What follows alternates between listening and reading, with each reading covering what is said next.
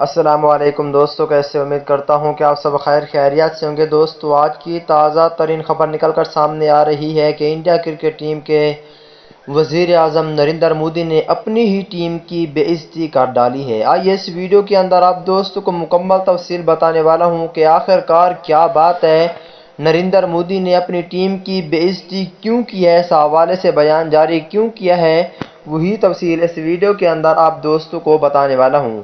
دوستو، اس سے پہلے اس ویڈیو کو لائک کریں، چینل کو سبسکرائب کریں، بیل آئیکن دبا کر آل پر لازمی کلک کر دینا ہے۔ تو دوستو، بڑھتا ہوں ویڈیو کی جانب اور آپ دوستوں کو بتاتا ہوں اس حوالے سے مکمل تفصیل۔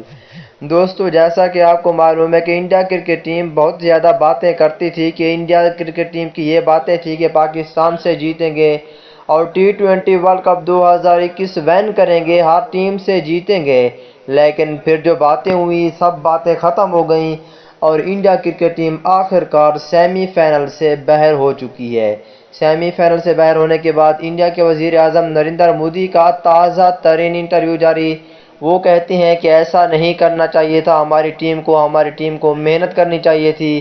آخر کار ہماری ٹیم T20 ورلڈ کپ سے باہر ہو کے ہماری بھی بے عزتی کی ہے، ساتھ میں اپنی بھی بے عزتی کر ڈالی ہے۔